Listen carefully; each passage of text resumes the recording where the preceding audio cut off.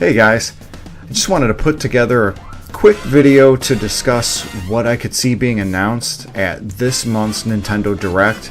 Every June, because it's E3 time, we have companies like Nintendo, Sony, and Microsoft participating or actively having their own presentation for games that are coming up for the upcoming holiday season and even in the next year and beyond. For this year, of course, there is no E3. It has been canceled, and there's rumors in regards to the E3 coming back, an in-person one for next year in 2023, but I'll believe it when I see it. With it being totally canceled this year, it's not really a good sign. So anyway, I just wanted to go over what I think is coming on this Nintendo Direct. A lot of these are more guesses based on previously stated rumors. Some are more solid guesses, and others are just shots in the dark based on my own history of observing Nintendo and other companies. Now, the going rumor, based on information from Alana Pierce, she used to work at IGN, she currently works at Sony, I believe. She was doing a reaction video on Sunday for the Xbox and Bethesda game show, and she had said during her own reaction video after it that based on her knowledge it's coming on June 29th, and there have been other sources that have corroborated this either on June 28th or June 29th. And this is a little bit later than what Nintendo normally does, but it still would make sense that it's coming in June. And it's really exciting too, because of course the last three Nintendo Directs were pretty great, going all the way back to the 2021 June Nintendo Direct for that electronic version of E3. So anyway, on to what I'm guessing here. First, of course, first-party games with Nintendo. I think that we're going to see for the Nintendo Online Service, the NSO, we're finally going to see the Game Boy and Game Boy Color games come to the standard NSO, and I think we're going to see the Game Boy Advance games come to the NSO expansion pack. Content creator Nate the Hate, who's like an industry insider as well, he had stated that he believes these are coming, and of course the Game Boy and Game Boy Color ones were rumored since last year, I think at 2021 fall. So I definitely see this being announced, see them coming. It'll be a great opportunity to play some really good, especially Game Boy Advance games like Metroid Fusion and Metroid Zero Mission, among other classics. In regards to Super Mario, I think we're probably going to get another Mario sports game, because what did we get? Golf last year and then tennis the year before. The last Direct in February, that's when they announced Mario Strikers. So you know what, honestly, we might get Mario Baseball, or who knows, maybe something like Mario American Football or Rugby or Australian Football or something. So and who knows, I could see Nintendo throwing a curveball and announcing something like Super Mario Odyssey 2 or whatever the next Nintendo or whatever the next standard Mario game would or could be. With Mario Kart, as announced on the previous Direct in February, there was DLC announced, and they provided the first 8 tracks. I think we're going to get the next 8 tracks. I think it's a pretty much about a lock, especially since there's no Smash Brothers content, and Nintendo likes to feature these updates. So the next 8 tracks are going to be on, I think they're like the Radish and the Propeller Mushroom Cups. It's going to release in July. It might include the tracks of Sydney Sprint, LA Laps, from the Mario Kart Tour, Koopa Cape, Mario Circuit, the Rainbow Road from 3DS, Wario Stadium, New York Minutes from Tour, Vanilla Lake, Maple Treeway, Sunset Wilds, Vancouver Velocity again, that last one from Tour, Merry Mountain, Shy Guy Bazaar, DK Summit, and the Rainbow Road from the Wii. And I'm hoping that we get all of the versions of the Rainbow Roads from all previous Mario Karts. I think that'd be pretty cool. Next up, I would say Donkey Kong. There was a rumor from Nintendo Life that came out in May of last year, 2021, that the Mario Odyssey team is working on a new DK game.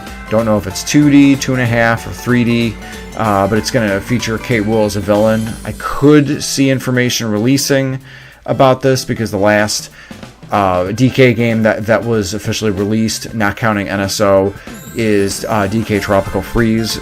That was re-released on the Nintendo Switch, so he's due. DK is definitely due. Tropical Freeze was done by Retro Studios, and Retro is, of course, working on another title I'll get to shortly. So it would stand to reason that the Mario Odyssey team could be busy on a DK title. I hope they take a page out of Kirby's book and make another DK 3D game, hopefully something better than what DK 64 was. So, in regards to The Legend of Zelda, I think we're finally going to get the Wind Waker and or Twilight Princess from the Wii U ported to the Switch. These are the HD ports. They were fantastic on the Wii U. I thought it was a great deal. Or that they might throw us a curve and announce a remake, versions of remakes for the Oracle of Ages and Oracle of Seasons that were on the Game Boy Color. That would coincide with the Game Boy and Game Boy Color getting added to the NSO. Nintendo could say, okay, here's the originals, and then here is the new ones, and it would be done in the same vein as Link's Awakening for the Switch.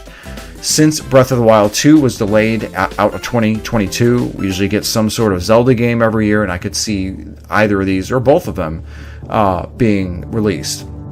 For Metroid, Nintendo's not going to sit on their marketing laurels. They're going to move forward with another Metroid game. Again, Nate the Hate has advised that Prime 1 is being remade. Possibly there could be a Metroid trilogy, but I trust what Nate has said. It's most likely going to be a remake of Prime 1. They could show some and first ever footage of Prime 4, which would be great. But I really wouldn't expect that as much. Maybe that might be the stinger at the end.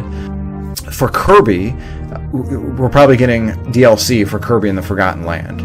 I think that's a pretty safe bet, or some sort of update. Nintendo did that for Metroid Dread on the last Direct in February.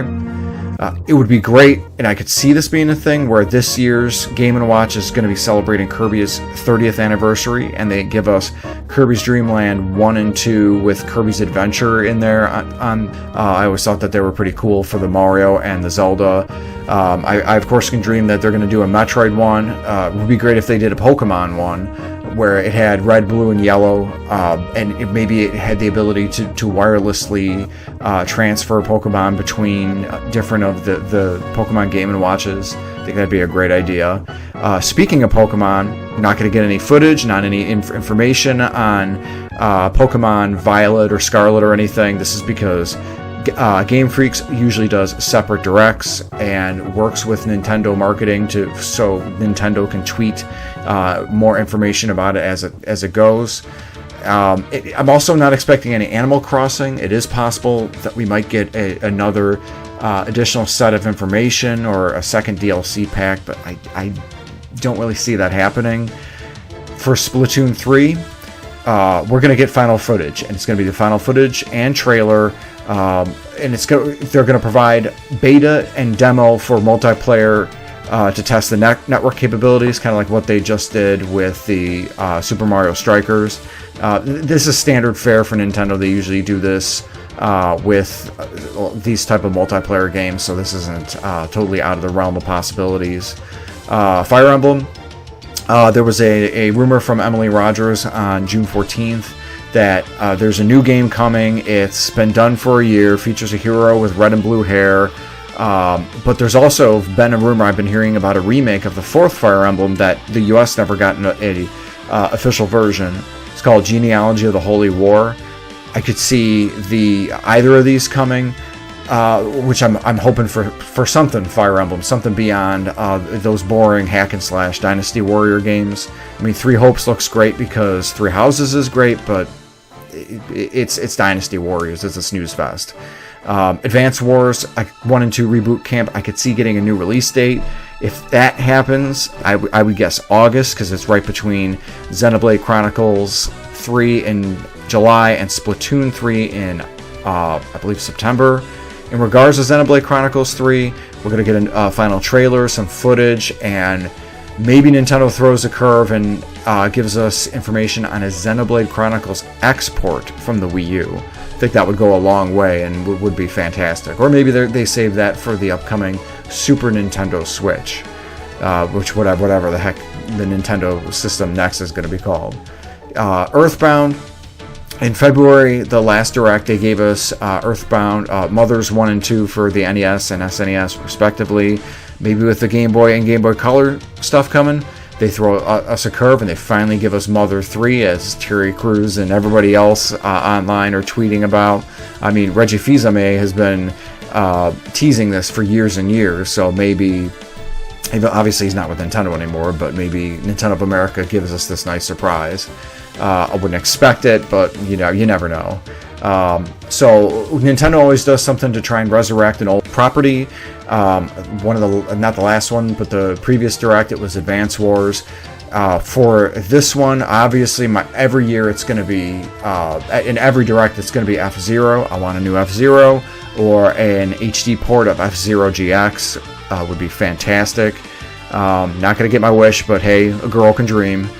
Or maybe we get an odd surprise like an HD 2D version of Star Tropics, because Mike Jones would probably look and control really great in a remake. Third-party stuff, Nintendo, the Switch has been fantastic for Nintendo to provide support for its third parties. The biggest one, Platinum Games, we're going to get Bayonetta 3, we're going to get some more gameplay, we're going to get a second trailer, and they're going to announce it's going to release in October 2022. Square Enix, they're going to give us it's possible they could give us a final Live Alive trailer or Front Mission 1 and 2 remake trailer. Possibly the Final Fantasy Pixel remasters are going to be announced for the Switch. Nate the Hate had again advised that they're coming to the console, and so far we haven't seen them being actually announced or ported yet. It's also possible we're going to get more Dragon Quest III HD 2D information. This game was announced in early 2021 for the Dragon Quest 35th anniversary stream, and it's been radio silence since. And who knows? Again, in my wildest dreams, I'd hope for a Chrono Trigger HD 2D remake. Please, please, please, please, please, please.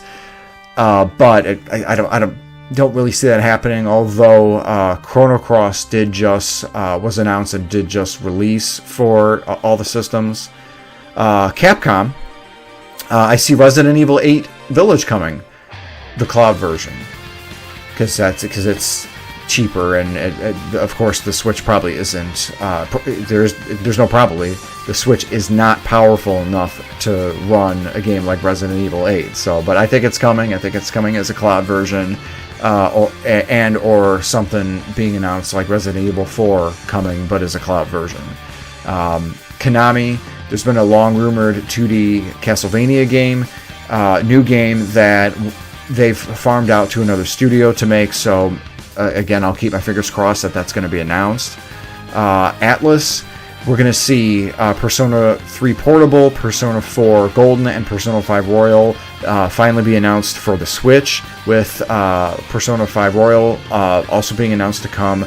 I would have said October this 2022 this year, but Switch games tend to get delayed past the PS5 and Xbox consoles have planned, so I would probably guess Persona 5 Royal would come in spring or really winter 2023. In regards to Microsoft, we're finally going to get word on GoldenEye coming to the NSO, or the remake from the Xbox 360 days, because of course the achievements for GoldenEye have been leaked twice this year, I think.